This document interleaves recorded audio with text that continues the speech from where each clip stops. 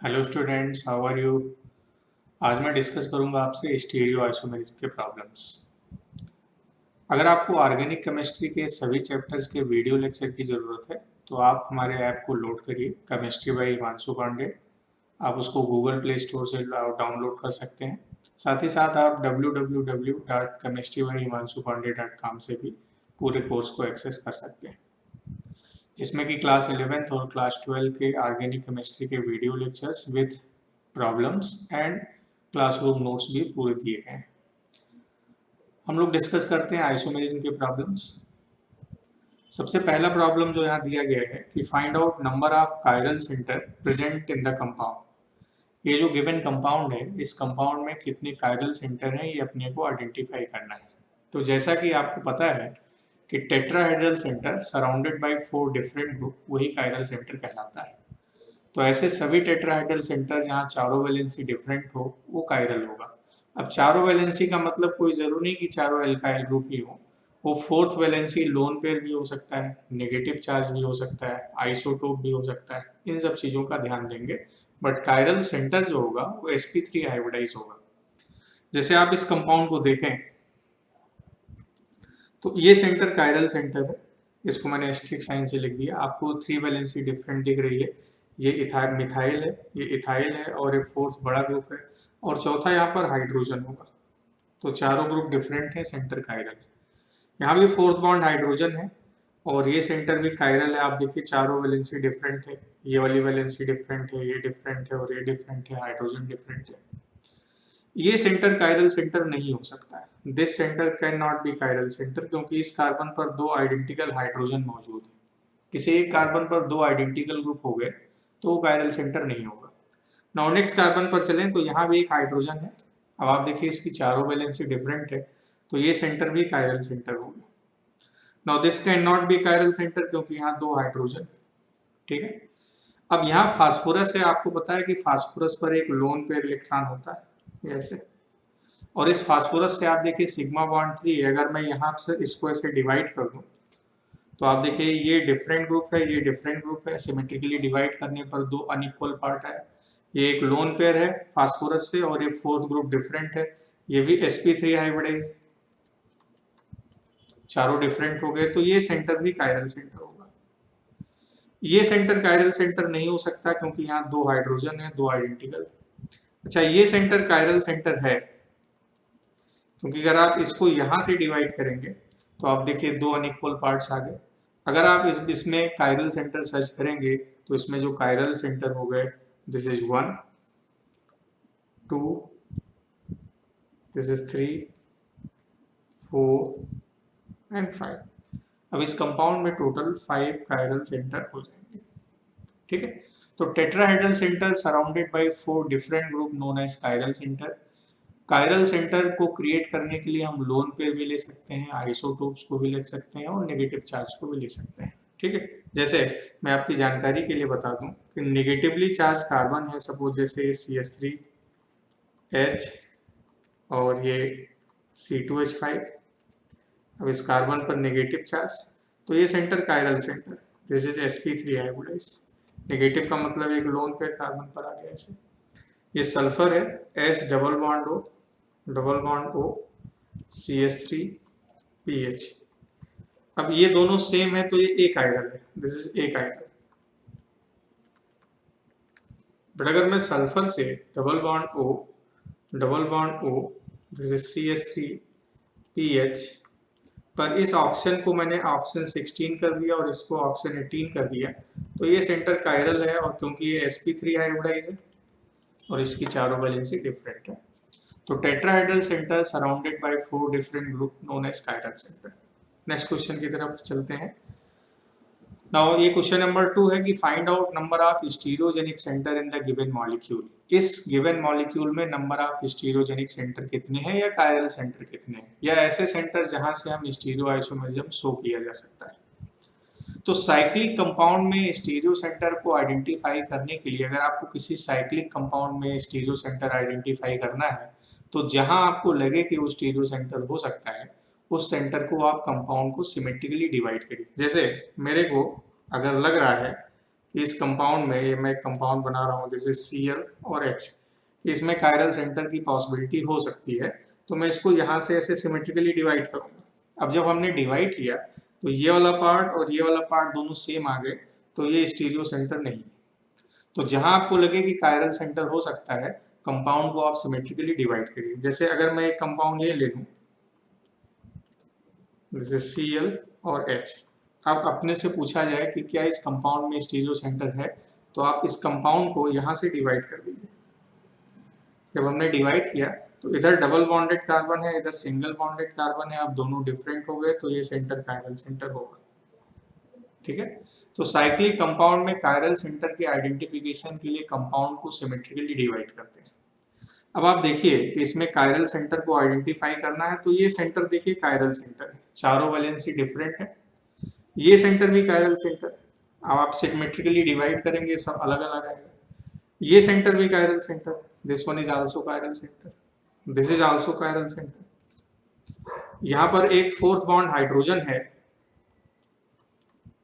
अब ये सेंटर भी कायरल सेंटर हो गया। अब आप सिमेट्रिकली डिवाइड करिएगा, डिफरेंट आएगा। This is also chiral centre and this is also chiral centre. अब आप काउंट करिए कि इस कंपाउंड में कितने कायरल सेंटर हैं। Now this is chiral centre 1 2 3 4 5 6 and 7, तो आंसर इज 7। नाउ इस कंपाउंड में 7 कायरल सेंटर। कोई भी कंपाउंड दिया जाए साइक्लिक, उसमें कायरल सेंटर को आइडेंटिफाई करने के लिए आप कंपाउंड को सिमेट्रिकली डिवाइड करें। जैसे मैं अगर ये कंपाउंड दे दूं,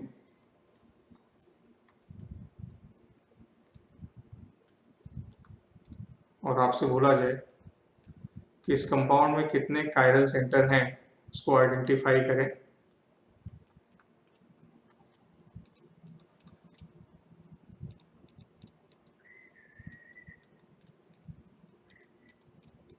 this one. So this compound is sucrose. अब सुक्रोज में कितने कायरल सेंटर हैं, अब आप यहाँ पे देखिए फोर्थ बॉन्ड हाइड्रोजन होगा। अगर मैं रिंग को यहाँ से ऐसे सिमेट्रिकली डिवाइड करूं, तो देखिए ये ऊपर और नीचे डिफरेंट आ गया, तो ये सेंटर कायरल सेंटर होगा। इसी तरह ये कायरल सेंटर भी होगा, यहाँ हाइड्रोजन है, this is chiral centre, this is chiral centre, this is chiral centre, this is 1 2 3 and 4. Now total 9 chiral center in the compound. So this is how we can find out number of chiral center in a cyclic compound. Now next question है कि which of the following pair of compound is a pair of enantiomer? कौन से इसमें ABCD में 4 pair दिए गए हैं, इसमें कौन enantiomer है, कौन enantiomer नहीं है, अपने को आइडेंटिफाई करना है। enantiomer बनाने के 2 तरीके होते हैं। पहला कि आप कंपाउंड को 180 डिग्री घुमा दें, पर 180 डिग्री जब आप कंपाउंड को घुमा देंगे तो उसमें वेज की पोजीशन वेज ही रहेगी, डैश की पोजीशन डैश ही रहेगी, वो enantiomer होगा।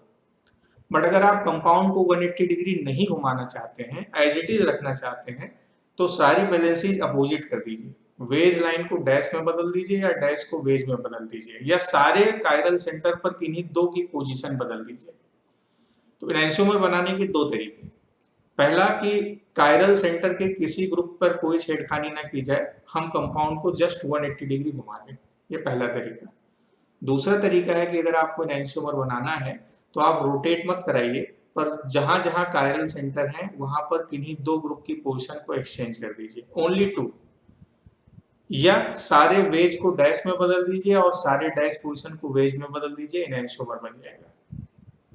अब कंपाउंड ए को आप देखिए, ये यहाँ पर कंपाउंड को 180 डिग्री घुमाया गया है। आप देखिए इसको, इस पूरे कंपाउंड को यहाँ पलटा गया, इसको इधर में इधर ऐसे। लेकिन हमने कहा जब हम कंपाउंड को पलट देंगे तो वेज वेज रहेगा, डैश डैश रहेगा। आप इसमें देखिए वेज डैश में बदल गया, डैश वेज में बदल गया, तो ये enantiomer नहीं, ठीक है, ये आइडेंटिकल कंपाउंड। आप कंपाउंड बी को देखिए, यही आपका आंसर है। इसमें क्या है कि हमने कंपाउंड को पलटा नहीं है, कंपाउंड को घुमाया नहीं है, लेकिन ये वेज डैश में बदल गया और डैश वेज में बदल गया, enantiomer हो गया, जैसा कि मैंने एक आसान सा मेथड आपको बता दिया। कंपाउंड सी आपको लग रहा होगा ये वेज है, ये डैश है, ये वेज है, डैश है, तो enantiomer होना चाहिए जैसा हमने बोला। लेकिन enantiomer होने के लिए कंपाउंड में कोई सिमेट्री नहीं होनी चाहिए। अगर किसी कंपाउंड में सिमेट्री आ गई तो उसका मिरर इमेज इनैंशियोमर नहीं कहलाएगा, वो आइडेंटिकल कहलाएगा। इस कंपाउंड को आप दो इक्वल पार्ट में डिवाइड कर सकते हैं, इसको भी दोनों, ये दोनों मीजो कंपाउंड। कोई भी कंपाउंड इनैंशियोमर तभी बनाएगा जब वो मीजो ना हो। अगर कंपाउंड मीजो है तो मीजो कंपाउंड के मिरर इमेज से कोई फायदा नहीं है, क्योंकि मीजो कंपाउंड का नेट रोटेशन थीटा 0 डिग्री होता है, तो इसके मिरर इमेज का भी रोटेशन 0 होगा। एनैंशियोमर तब होगा जब किसी कंपाउंड का कुछ एक पर्टिकुलर स्पेसिफिक रोटेशन हो, जो या प्लस में हो या माइनस में हो, तो उसके मिरर इमेज का अपोजिट साइन में हो जाए, प्लस से माइनस हो जाए या माइनस से प्लस हो जाए। अब ये डी ऑप्शन देखिए, दोनों डायस्टेरियोमर है, ये Cl वेज पर है, यहाँ भी वेज पर है, ये Cl वेज पर यहाँ पर, ये डैश पर, ये वेज पर, कुछ की पोजीशन सेम है कुछ की डिफरेंट है, तो एनैंशियोमर नहीं होगा, अब ये डायस्टेरियोमर हो जाएगा। नेक्स्ट क्वेश्चन की तरफ चलते हैं। क्वेश्चन नंबर 4 ये है कि find out relationship among these. ये तीन कंपाउंड दिए गए हैं PQR, हमें इसमें आइडेंटिफिकेशन बताना है, रिलेशन बताना है कि PQR कैसे एक दूसरे से रिलेटेड हैं, एनैंशियोमर है कि डायस्टेरियोमर है कि आइडेंटिकल है। ठीक है, तो इस तरह के केसेस जब आप दिए जाएं तो आप RS कन्फिगरेशन निकाल लें हर कायरल सेंटर पर। तो जैसे मैं अब RS कन्फिगरेशन के लिए आप हर कायरल सेंटर की प्रायोरिटी डिसाइड कर लें। तो जैसे यहाँ पर Cl की प्रायोरिटी 1 हो गई, प्रायोरिटी उस ग्रुप की ज्यादा होती है जिसमें पहले एटम का एटॉमिक नंबर ज्यादा होता है। अगर पहला एटम सेम है तो नेक्स्ट एटम पे जाते हैं। Cl की प्रायोरिटी 1, नीचे वाले की प्रायोरिटी 2, ऊपर वाले की प्रायोरिटी 3 और ये 4। RS कन्फिगरेशन में अगर स्ट्रक्चर 2 डायमेंशनल है तो फोर्थ ग्रुप को वर्टिकल लाइन पर होना चाहिए, पर अगर फोर्थ ग्रुप हॉरिजॉन्टल लाइन पर है तो कन्फिगरेशन रिवर्स कर देते हैं, R को S कर देते हैं और S को R कर देते हैं। तो 1 2 3 क्लॉकवाइज R आना चाहिए, पर फोर्थ ग्रुप हॉरिजॉन्टल लाइन पर है तो कन्फिगरेशन R से S हो जाएगा, इसका कन्फिगरेशन S। नीचे वाले का अगर मैं कन्फिगरेशन डिसाइड करूं तो इसकी प्रायोरिटी 1, इसकी प्रायोरिटी 2 और ये 3 और ये 4, तो 1 2 3 एंटी क्लॉकवाइज S, पर फोर्थ ग्रुप यहाँ है तो S से R हो जाएगा। अब सभी कंपाउंड जो तीनों दिए गए हैं उनमें RS कन्फिगरेशन ऐसे निकाल दें। नाउ अब इसकी प्रायोरिटी 1, ये 2, ये 3 और ये 4, तो 1 2 3 एंटी क्लॉकवाइज S, पर फोर्थ यहाँ पर है हॉरिजॉन्टल पर, तो S से R हो गया। और अगर आप इसकी कन्फिगरेशन निकालें, दिस इज 1 2 3 और 4। अब आप देखिए इस कंपाउंड में इस कार्बन पर फोर्थ ग्रुप वर्टिकल लाइन पर ही है, तो कन्फिगरेशन हमें चेंज करने की जरूरत नहीं है। तो 1 2 3 एंटी क्लॉकवाइज, ये S आ जाएगा, S हो गया। अब आप देखें इसका अगर हम कन्फिगरेशन निकालिए, now this is 1, this is 2, this is 3 and 4। अब आप देखिए फोर्थ लाइन जो है, फोर्थ ग्रुप जो है वो वर्टिकल पोजीशन पर है, तो यहाँ भी चेंज नहीं करेंगे, दिस इज 1 2 3 एंटी क्लॉकवाइज, इसका कन्फिगरेशन S। अब आप दूसरे कार्बन का निकालें, now this is 1, this is 2, this is 3 and 4, तो 1 2 3 1 2 3 एंटी क्लॉकवाइज S, पर फोर्थ यहाँ पर है हॉरिजॉन्टल पर, तो S से R हो गया। अब अगर किन्हीं दो कंपाउंड्स में या दो से ज्यादा कंपाउंड में सारे कायरल सेंटर्स पर सेम ग्रुप हैं, तो एनैंशियोमर होने के लिए कन्फिगरेशन अपोजिट होना चाहिए, आइडेंटिकल होने के लिए सबके कन्फिगरेशन सेम होनी चाहिए सेम कायरल सेंटर पर। अगर कुछ कायरल सेंटर पर सेम कन्फिगरेशन, कुछ पर अपोजिट, तो डायस्टेरियोमर हो जाएगा। नाउ अब जो P एंड Q है, ये दोनों एक दूसरे के एनैंशियोमर है। आप देखिए इनके कन्फिगरेशन कंप्लीट अपोजिट है। Q एंड R जो है वो भी एक दूसरे के एनैंशियोमर है, यानी मिरर इमेज। और अगर आपसे पूछा जाए कि P और R में क्या रिलेशन है, तो P और R एक दूसरे के होमोमर है। होमोमर का मतलब identical compound, now they are identical to each other. So this is the beauty of RS configuration, जो आप नॉर्मली नहीं बता सकते हैं वो RS कन्फिगरेशन से बेहद आसानी से एक्सप्लेन किया जा सकता है। नाउ नेक्स्ट क्वेश्चन कि how is each compound related to compound X।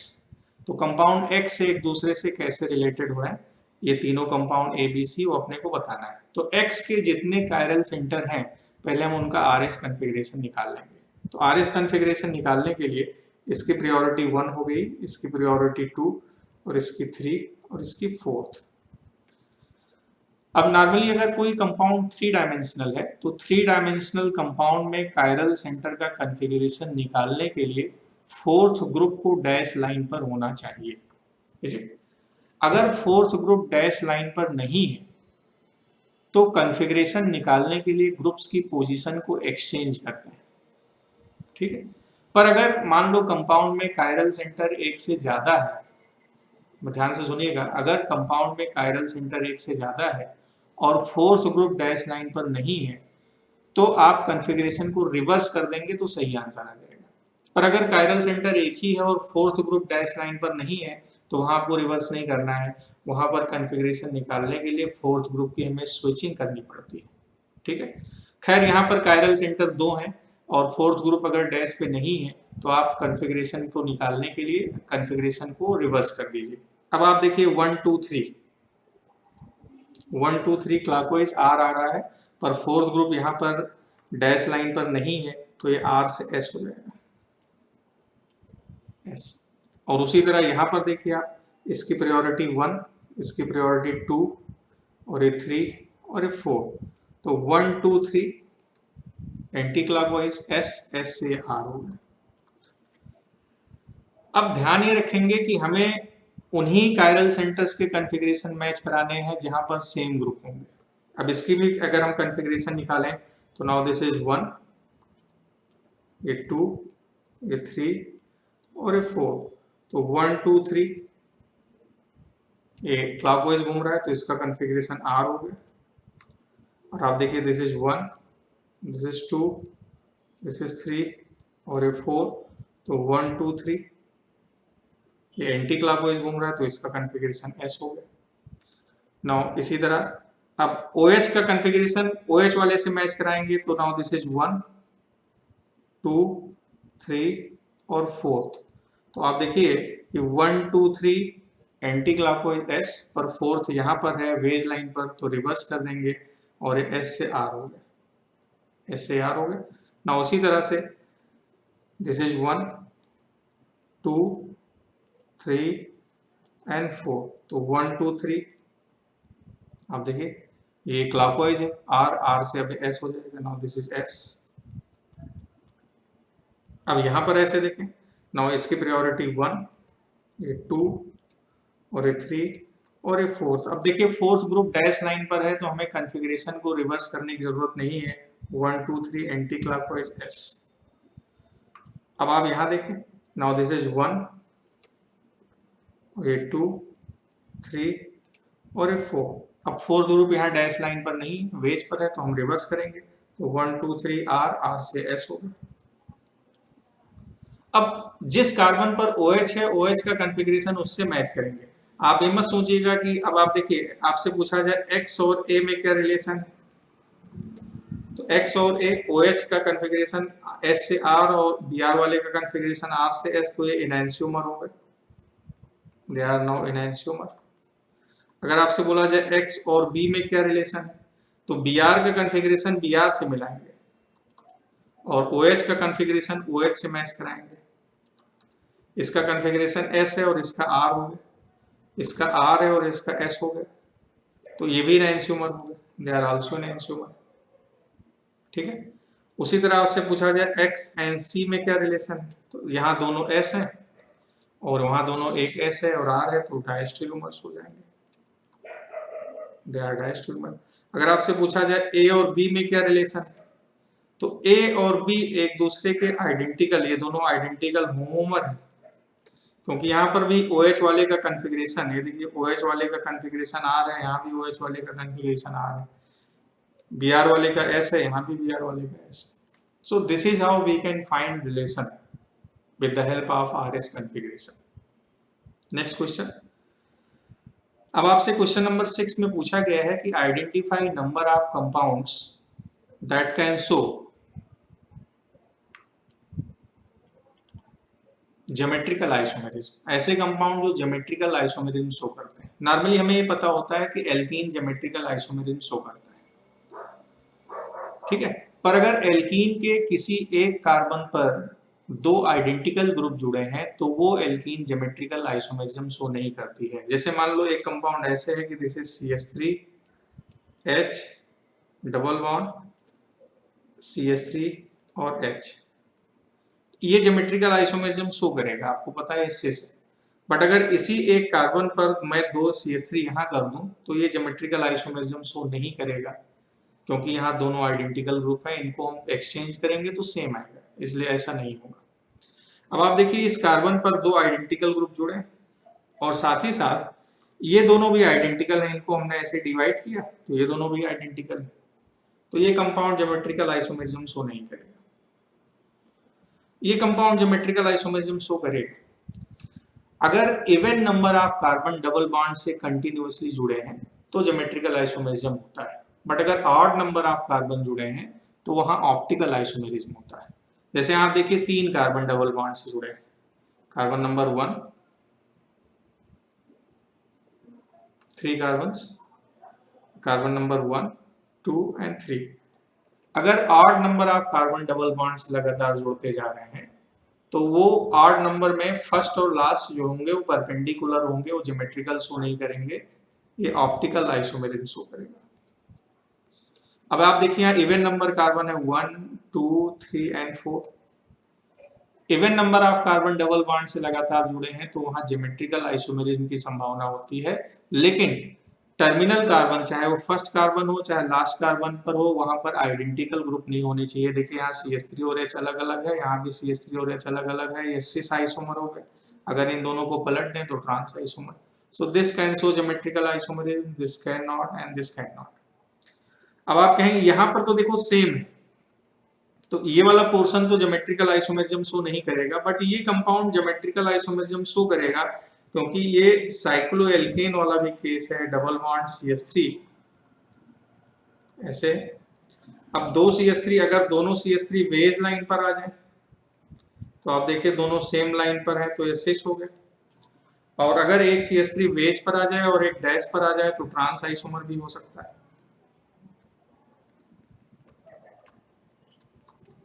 अगर एक CH3 ऐसे बेस लाइन पर आ जाए और एक डैश लाइन पर आ जाए तो now this is the trans isomer.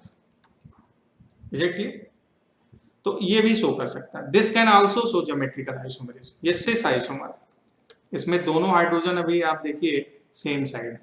इसका ट्रांस आइसोमर ऐसे हम बना लेंगे,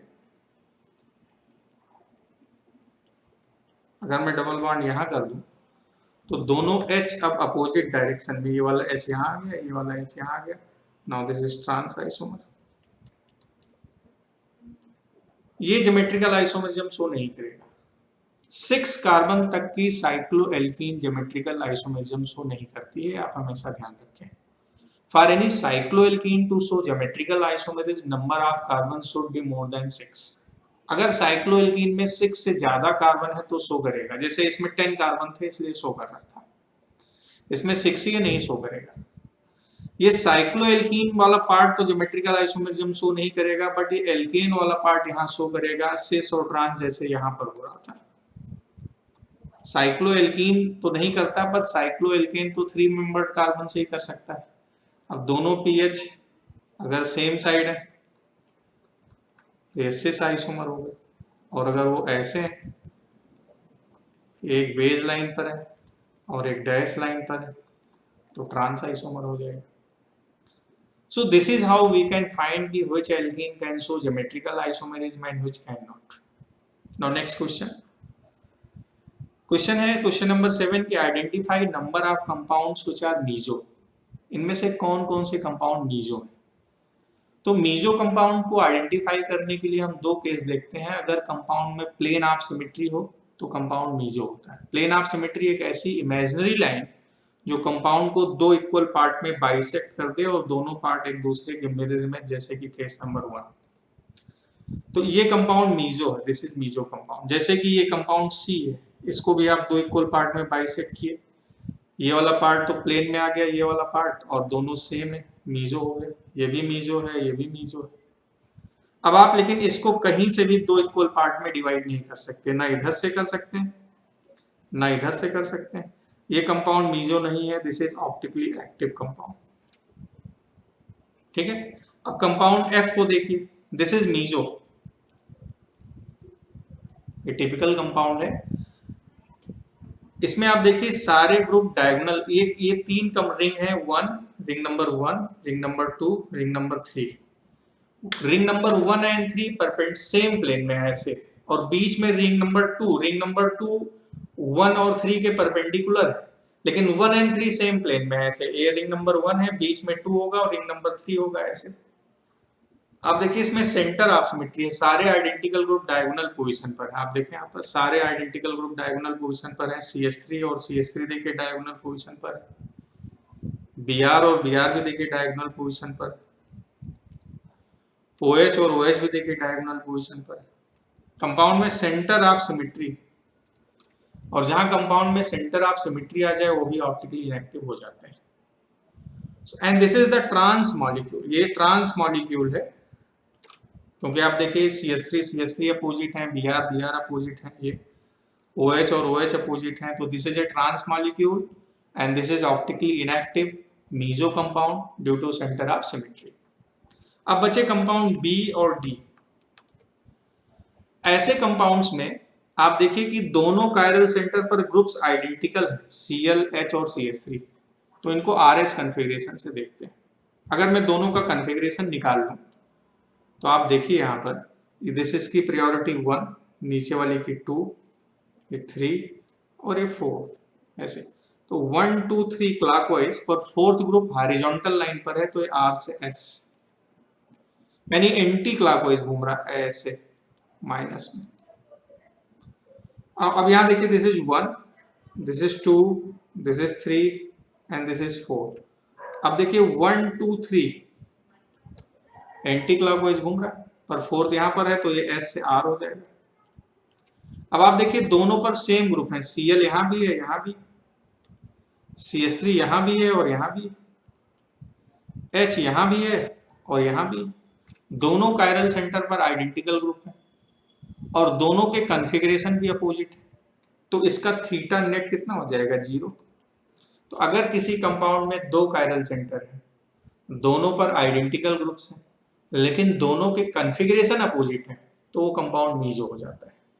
कॉन्फ़िगरेशन अपोजिट होने पर मीजो तभी होगा जब दोनों कायरल सेंटर पर आइडेंटिकल ग्रुप्स होंगे। अगर दोनों पर डिफरेंट ग्रुप है और कॉन्फ़िगरेशन अपोजिट है तो मीजो नहीं होगा, ये ध्यान रखिएगा।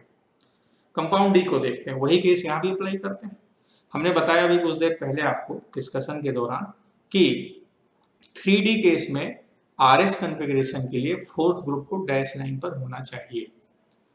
अगर कंपाउंड में कायरल सेंटर एक ही है और फोर्थ ग्रुप डैश पे नहीं है तो कॉन्फ़िगरेशन निकालने के लिए फोर्थ ग्रुप की स्विचिंग करते हैं। बट अगर कंपाउंड में कायरल सेंटर एक से ज्यादा है और फोर्थ ग्रुप डैश पे नहीं है तो आप कंपाउंड के कॉन्फ़िगरेशन को सीधा रिवर्स कर देंगे तो सेम आंसर आएगा।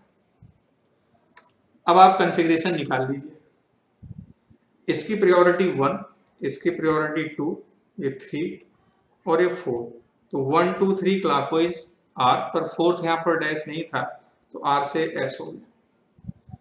अब आप यहाँ भी देखिए, इसकी प्रायोरिटी 1, इसकी 2 और इसकी 3 और ये 4, यहाँ फोर्थ ग्रुप डैश पे ही है तो हमें चेंज करने की जरूरत नहीं है। तो 1 2 3 क्लॉकवाइज, यार 1 2 3 देखिए क्लॉकवाइज घूम रहा। अब आप देखिए दोनों कायरल सेंटर पर आइडेंटिकल ग्रुप है, कॉन्फ़िगरेशन अपोजिट है, तो इसका थीटा 0 हो जाएगा। This compound will be meso compound. ठीक है, तो इस तरह से हम आइडेंटिफाई कर लेंगे कि कौन मीजो होगा, कौन मीजो नहीं होगा। नाउ नेक्स्ट कंपाउंड की तरफ मूव करते हैं। क्वेश्चन नंबर 8 है कि number of stereo isomer in the following molecule. जैसे दो कंपाउंड दिए गए हैं, कंपाउंड ए है और एक कंपाउंड बी है। ए और बी में कितने स्टीरियो आइसोमर होंगे। अब आप देखिए ए और बी में किसी में भी प्लेन ऑफ सिमेट्री नहीं है। ए और बी में मैं किसी को भी दो इक्वल पार्ट में डिवाइड नहीं कर सकता हूँ। जैसे आपको पता है कि अगर किसी कंपाउंड में प्लेन ऑफ सिमेट्री नहीं है तो वहां पर नंबर ऑफ ऑप्टिकल आइसोमर या stereo isomer equal to 2 the power n करते हैं, और जहां पर n is the number of chiral centre होता है। अगर किसी कंपाउंड में कायरल सेंटर भी है और डबल बॉन्ड भी है जो ज्योमेट्रिकल आइसोमरिज्म शो कर सकते हो, तो जैसे हम कायरल सेंटर जब एक होता है तो हम वहां पर isomer to the power n या to the power 1 equal to 2 करते हैं कि वो बनेगा और उसका मिरर इमेज बनेगा। वैसे अगर किसी कंपाउंड में डबल बॉन्ड भी है तो उससे भी दो बनेंगे। ज्योमेट्रिकल आइसोमर शो कर सकता है अगर, तो एक सिस बनता है और एक ट्रांस बनता है। तो अगर कंपाउंड में कायरल सेंटर भी है, डबल बॉन्ड भी है, हमें स्टीरियो आइसोमर निकालने हैं, तो अगर double bond geometrical isomerism show कर सकता है तो उसको भी हम कायरल सेंटर की तरह ही ट्रीट करेंगे, क्योंकि उससे भी दो आइसोमर सिस और ट्रांस बनेंगे, जैसे कायरल सेंटर वाले से मिरर इमेज बनता था। हाँ, अभी ये बात को ध्यान रखना है कि अगर किसी एल्कीन में एक कार्बन पर दो आइडेंटिकल ग्रुप हैं तो वो ज्योमेट्रिकल शो नहीं करेगा, और 6 कार्बन तक की cyclo alkene geometrical isomerism show नहीं करेगी। अगर 6 मेंबर कार्बन के अंदर डबल बॉन्ड आता है तो वो double bond geometrical isomerism show नहीं करेगा, डबल बॉन्ड नहीं शो करेगा। अब आप देखिए कि यहाँ पर ये कायरल सेंटर है, ये कायरल सेंटर है, ये भी कायरल सेंटर है, दिस इज कायरल सेंटर। अब ये यहाँ पर दोनों हाइड्रोजन ऐसे ट्रांस फॉर्म में है, अगर मैं H की पोजीशन बदल दूं तो सिस भी शो कर सकता है, तो इसको भी हम कायरल सेंटर की तरह ट्रीट करेंगे। यहाँ भी दोनों H अभी अपोजिट हैं, ट्रांस फॉर्म में है, ये भी सिस शो कर सकता है, तो इसको भी हम कायरल सेंटर की तरह ट्रीट करेंगे। अब total isomers, total stereo isomers equal to two the power 1 2 3 4 5 6 to the power 6 यानी 64। ये इसका आंसर हो जाएगा। अब उसी तरह यहाँ भी आपसे पूछा जाए, इसमें भी कहीं प्लेन ऑफ सिमेट्री तो है नहीं, तो this is total stereo isomers. अब अगर आप यहाँ काउंट करें तो now this is 1 2, this is 3 4, ये शो नहीं करेगा क्योंकि ये 6 कार्बन के अंदर है, तो ये ज्योमेट्रिकल आइसोमरिज्म शो नहीं करेगा, फिक्स है। ये करेगा, दोनों H अपोजिट साइड में है, ऐसे हो जाएगा, पर ये शो नहीं करेगा क्योंकि यहाँ ये दोनों ग्रुप आइडेंटिकल ग्रुप है, मैं इनकी पोजीशन बदलूंगा तो सेम आएगा। तो अब इसमें देखिए स्टीरियो सेंटर कितने हो गए, दिस इज 1 2 3 4 5 यानी टू द पावर 5 यानी 32। सो आज ये पहला लेक्चर था स्टीरियो आइसोमेरिज्म के प्रॉब्लम को डिस्कस करने का। इस पे हम लोग और अभी अपना लेक्चर्स तैयार करेंगे जिसमें हम उसके और कठिन प्रॉब्लम को सॉल्व करें आसानी से। इसको आगे हम फ्यूचर में और इसकी रिकॉर्डिंग करेंगे। आज के लिए इतना ही, और अगर आपको इसमें थ्योरी पढ़नी है तो जैसा मैंने बताया आप अपलोड करिए, उसमें ऐसी थ्योरी दी गई है और उसके वीडियो लेक्चर को आप एंजॉय करें। Thank you very much.